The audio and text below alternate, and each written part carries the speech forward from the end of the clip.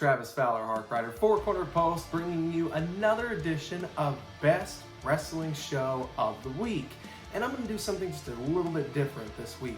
I'm going to start with my least favorite show for the week and then lead up to the best show of the week. And we're not going to waste any time. Let's go ahead and get started with it. I'm going to start with SmackDown being my least favorite. But in all fairness to SmackDown, they didn't get to do a live edition since they're touring the UK this past week. So it already has an asterisk by it for being taped. But some of the notable highlights we saw on that show: Drew McIntyre opened up the show with Sami Zayn in a steel cage that finally saw Drew hit the Claymore and win his cage match on Sami Zayn after Sami Zayn had been running for like the last 3 weeks now or something like that. Also on that show, we saw Ricochet retain his Intercontinental title in what I call a nothing match because nobody really was looking forward to it. At least I know I wasn't, and I think the majority of internet fans would say the same. But he had the victory over Shanky, so now that's done and over with. His push as IC champ still going strong. We also saw the debut of Raquel Rodriguez, who looked strong in her debut, and hopefully there's good things coming in her future. She very much deserves that accolades.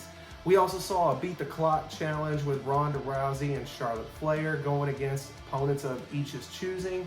And honestly, as I've said before, not really into this whole Charlotte-Ronda feud. Haven't been from the start. Hasn't changed now. And an I Quit match at Backlash is not changing my mind at all. I'm just ready for this feud to be done and over with and move forward. Of course, the big story of the night was the contract signing for the Unification Tag Title match at WrestleMania Backlash. That was then interrupted by Roman Reigns, who would go on to rip up the contract after it was signed. And then we saw later in the show, Paul Heyman said, let's make it a 6-man tag instead. That leaves a lot of questions. A lot of people like myself are assuming that the unification match is now off, and it's disappointing because that was like the main show I was looking forward to, or I should say the main match I was looking forward to on the show, and now we have just a regular 6-man. I don't really like it all that much, and hopefully we get that unification sometime here real soon, because I really like the idea of unifying all the major titles.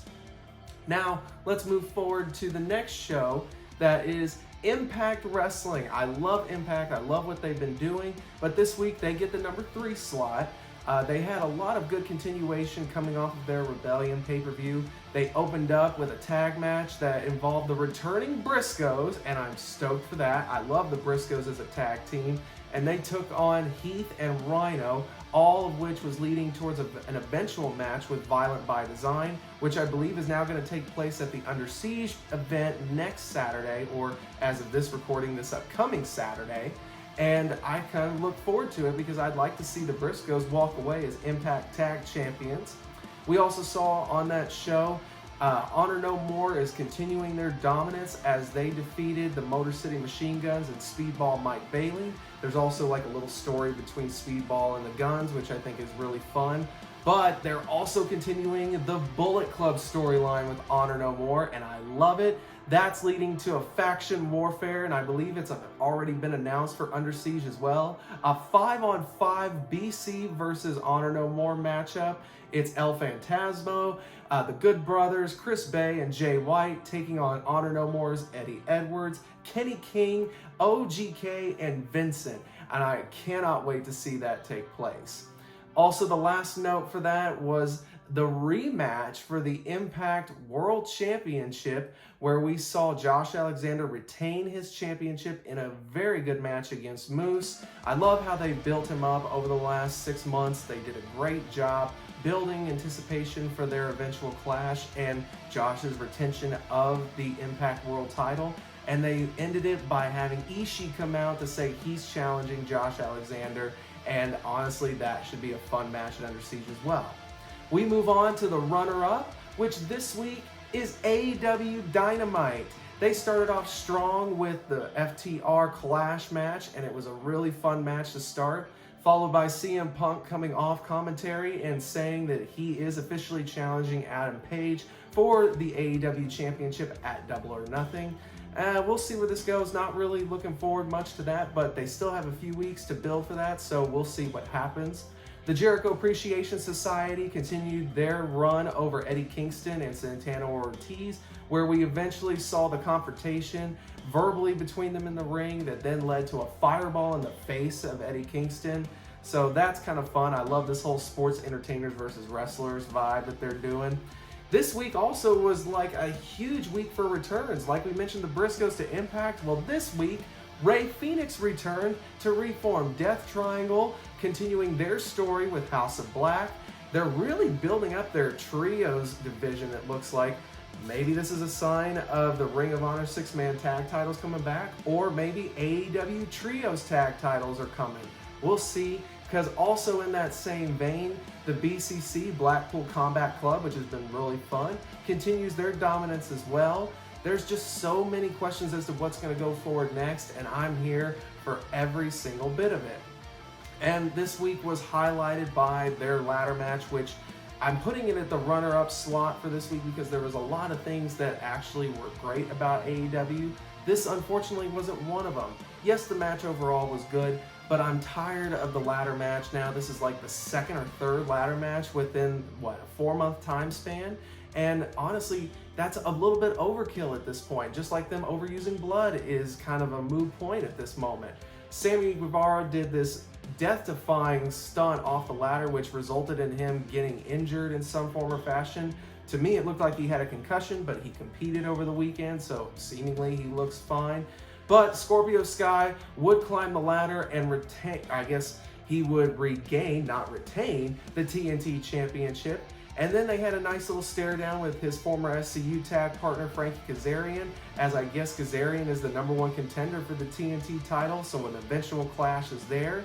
But that means now, moving to the first position, Monday Night Raw. Raw was actually really good, from their 2 returns to the continuations of stories to the Randy Orton celebration. It was all good.